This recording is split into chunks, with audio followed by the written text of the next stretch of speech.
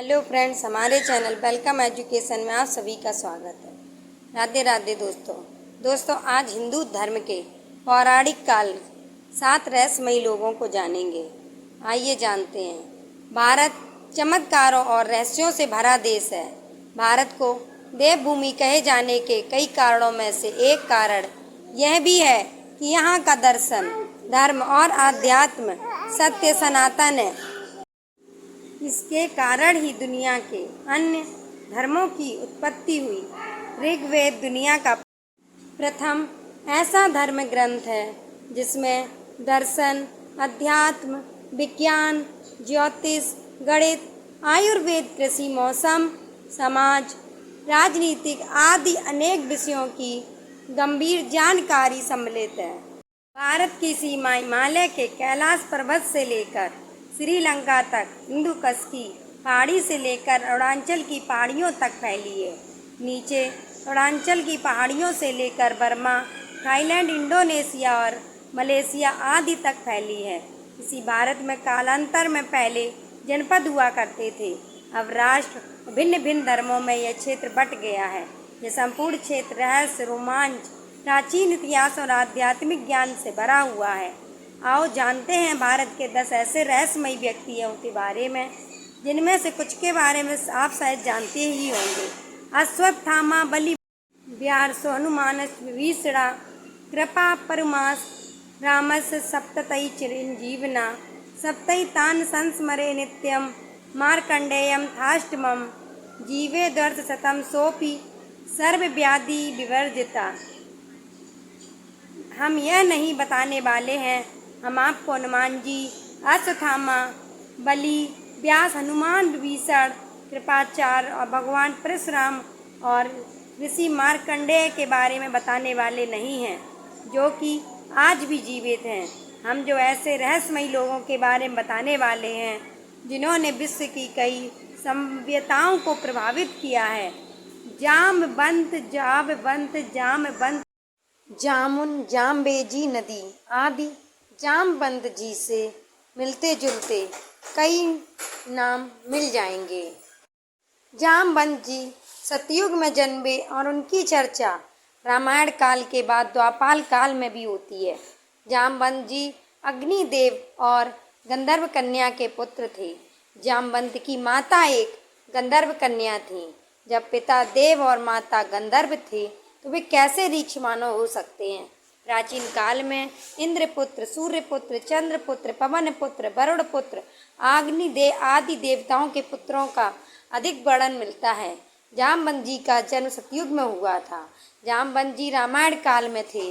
उन्होंने ही हनुमान जी की खोई हुई शक्ति का स्मरण कराया है। आश्चर्य कि वे लगभग 2500 वर्ष बाद हुए महाभारत के काल में भी मौजूद थे, जबकि वे अपनी पुत्री जामवंती का विवाह भगवान श्री कृष्ण से करते हैं। महाभारत में जामवंत भगवान श्री कृष्ण के साथ युद्ध करते हैं तथा यह पता पड़ने पर कि वो एक विष्णु अवतार है, अपनी बेटी जामवंती का विवाह श्री कृष्ण के साथ कर देते हैं। जामवंत जी को रहस्यमयी व्यक्ति इसलिए कहा जाता है क्योंकि यह सभी जानते हैं कि वे एक रीछ मानव थे। अब यह शोध का विषय हो सकता है कि वे मानव जैसे रीछ थे या कि रीछ जैसे मानव। वह कैसे इतने वर्षों तक जीवित रहे। महाभारत काल में उन्होंने उनकी पुत्री जामवंती कैसी थी, क्या वह भी रीछ मानव थी। एक दूसरी मान्यता के अनुसार भगवान ब्रह्मा ने एक ऐसा रीछ मानव बनाया था जो 2 पैरों से चल सकता था और जो मानवों से संवाद कर सकता था। पुराणों के अनुसार वानर व मानवों की तुलना में अधिक विकसित रीछ जनजाति का उल्लेख मिलता है। वानर और किम पुरुष के बीच की यह जनजाति अधिक विकसित थी। हालांकि इस संबंध में अधिक शोध किए जाने की आवश्यकता है। गरुड़ भगवान विष्णु के वाहन के रूप में गरुड़ की प्रसिद्धि है। कहते हैं कि प्राचीन काल में बहुत विशालकाय पक्षी हुआ करते थे। ये गरुड़ इतना विशालकाय पक्षी था कि वह अपनी चोंच में हाथी तक को दबाकर उड़ जाता था। इसी से अंदाजा लगाया जा सकता है कि वह कितना विशालकाय रहा होगा। इनके नाम से एक अलग पुराण भी है जिसे गरुड़ पुराण कहते हैं। इस पुराण को तब पढ़ा जाता है जब किसी के घर में किसी की मृत्यु हो गई हो। प्रत्येक घरों में गरुड़ घंटी होती है। माता के मंदिर के द्वारा एक ओर गरुड़ तो दूसरी ओर हनुमान जी की मूर्ति प्रतिष्ठापित होती है। गरुड़ के बारे में पुराणों में अनेक कथाएं मिलती हैं। रामायण में तो गरुड़ का सबसे महत्वपूर्ण पार्ट है। पौराणिक कथाओं के अनुसार भगवान विष्णु की सवारी और भगवान राम को मेघनाथ के नागपाश से मुक्ति दिलाने वाले गरुड़ के बारे में कहा जाता है कि यह 100 वर्ष तक जीने की क्षमता रखता है। काकभुसुंडी नामक एक कौवे ने गरुड़ को श्री राम कथा सुनाई थी, लेकिन आजकल गरुड़ के अस्तित्व पर संकट गहरा पड़ रहा है। जटायु और संपाति गरुड़ कुल के ही पक्षी थे। दक्ष प्रजापति की विनिता नामक कन्या का विवाह कश्यप ऋषि के साथ हुआ। कश्यप ऋषि से विनिता प्रसव के दौरान 2 अंडे दिए। एक से अरुण और दूसरे से गरुड़ का जन्म हुआ। अरुण तो सूर्य के रथ के सारथी बन गए तो गरुड़ ने भगवान विष्णु का वाहन होना स्वीकार किया। पक्षियों में गरुड़ को सबसे श्रेष्ठ माना गया है। यह समझदार और बुद्धिमान होने के साथ साथ तेज गति से उड़ने की क्षमता रखता है। गिद्ध और गरुड़ में फर्क होता है। संपूर्ण भारत में गरुड़ का ज़्यादा प्रचार और प्रसार किस लिए, यह जानना जरूरी है। गरुड़ भारत का धार्मिक और अमेरिका का राष्ट्रीय पक्षी है। भारत के इतिहास में स्वर्ण युग के रूप में जाना जाने वाले गुप्त शासकों का प्रतीक चिन्ह गरुड़ ही था। कर्नाटक के होयसल शासकों का भी गरुड़ प्रतीक था। गरुड़ इंडोनेशिया, थाईलैंड, मंगोलिया आदि में भी सांस्कृतिक प्रतीक के रूप में लोकप्रिय है। इंडोनेशिया का राष्ट्रीय प्रतीक गरुड़ है। वहाँ की राष्ट्रीय एयरलाइंस का नाम भी गरुड़ है। इंडोनेशिया की सेनाएं संयुक्त राष्ट्र मिशन पर गरुड़ नाम से जानी जाती हैं। इंडोनेशिया पहले एक हिंदू राष्ट्र ही था। थाईलैंड का शाही परिवार भी प्रतीक के रूप में गरुड़ का प्रयोग करता है। थाईलैंड के कई बौद्ध मंदिर में गरुड़ की मूर्तियां और चित्र बने हैं। मंगोलिया की राजधानी उलन बटोर का प्रतीक गरुड़ है। मायासुर, बहुत ही कम लोगों को मालूम होगा कि रावण के ससुर यानी मंदोदरी के पिता मायासुर थे। रावण की पत्नी मंदोदरी की माँ हेमा एक अप्सरा थी और उसके पिता एक असुर। रामायण के उत्तरकांड के अनुसार मायासुर कश्यप ऋषि और उनकी पत्नी दिति का पुत्र था। वह ज्योतिष, वास्तु और शिल्प के प्रकांड विद्वान थे। इन्होंने महाभारत में युधिष्ठिर के लिए सभा भवन का निर्माण किया, जो मय सभा के नाम से प्रसिद्ध हुआ। इसी सभा के वैभव को देखकर दुर्योधन पांडवों से ईर्ष्या करने लगा था। कहीं न कहीं यही ईर्ष्या महाभारत में युद्ध का कारण बनी। मय ने दैत्यराज बृहस्पति के यज्ञ के अवसर पर बिंदु सरोवर के निकट एक विलक्षण सभागृह का निर्माण कर अपने अद्भुत शिल्प शास्त्र के ज्ञान का परिचय दिया था। माया ने दानव सोना, चांदी और लोहे के 3 शहर जिसे त्रिपुरा कहा जाता है का निर्माण किया था। त्रिपुरा को बाद में स्वयं भगवान शिव ने ध्वस्त कर दिया था। वास्तुकार होने के साथ साथ मायासुर एक खगोलविद भी था। सूर्य सिद्धांतम की रचना भी मायासुर ने की थी, जिसे स्वयं उसने सूर्य देव से ही सीखा था। खगोलीय ज्योतिष से जुड़ी भविष्यवाणी करने के लिए यह सिद्धांत बहुत से सहायक सिद्ध होता है। मायासुर माया राष्ट्र, जिसे वर्तमान में मेरठ के नाम से जाना जाता है, इसका शासक था। माना जाता है कि मय के कारण ही माया सभ्यता का जन्म हुआ।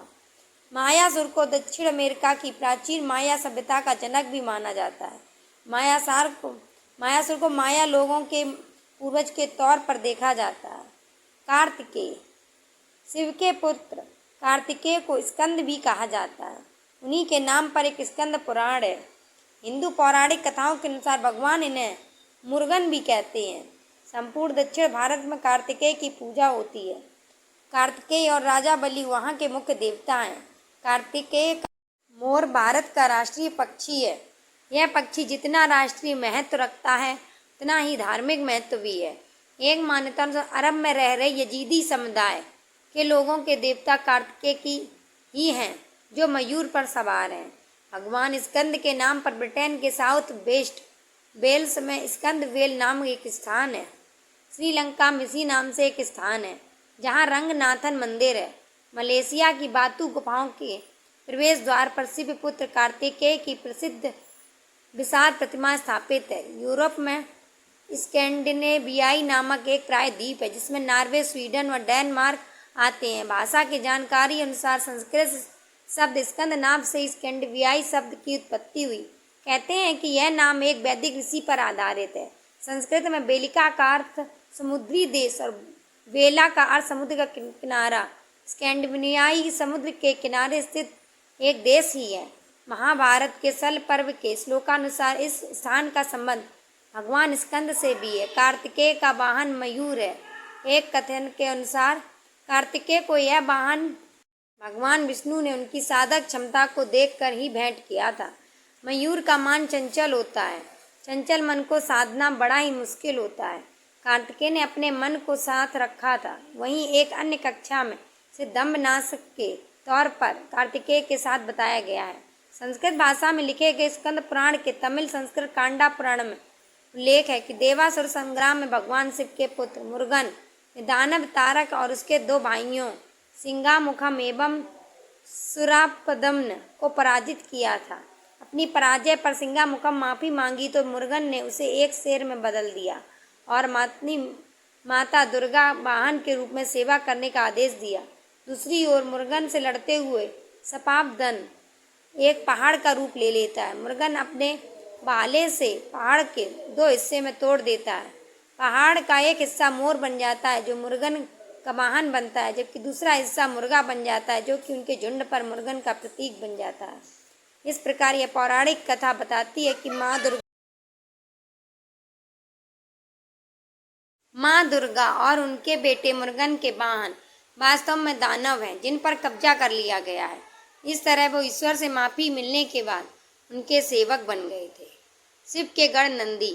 नंदी नामक बैल या बैल का दुनिया की हर सभ्यता में वर्णन मिलता है। सिंधु घाटी सभ्यता की खुदाई में शिव के नंदी नामक बैल की मूर्ति पाई गई है। दुनिया भर के शिव मंदिरों में बाहर नंदी बैल की मूर्ति मिल जाएगी। सवाल यह उठता है कि नंदी बैल थे या कि मानव। हो सकता है कि वे रूप बदलने की क्षमता रखते हों। भगवान शिव के प्रमुख गणों में से एक है नंदी। भैरव, वीरभद्र, मणिभद्र, चंदिस, श्रृंगी, भृगृटी, शैल, गोकर्ण, घंटाकर्ण, जय और विजय भी शिव के गढ़ हैं। माना जाता है कि प्राचीन काल किताब कामशास्त्र, धर्मशास्त्र, अर्थशास्त्र और मोक्ष शास्त्र में से कामशास्त्र के रचनाकार नंदी ही थे। नंदी कैसे बने शिव के गढ़?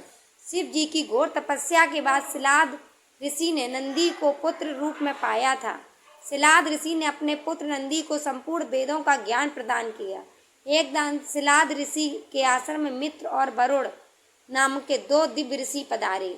नंदी ने अपने पिता की आज्ञा से ऋषियों की उन्होंने अच्छे से सेवा की। जब ऋषि जाने लगे तो उन्होंने सिलाद ऋषि को तो लंबी उम्र, खुशहाल जीवन का आशीर्वाद दिया, लेकिन नंदी को नहीं। तब सिलाद ऋषि ने उनसे पूछा, तो नंदी को आशीर्वाद क्यों नहीं दिया? इस पर ऋषियों ने कहा कि नंदी अल्पायु है।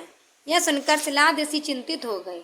पिता की चिंता को देखकर नंदी ने जानबूझकर पूछा, क्या बात है पिताजी?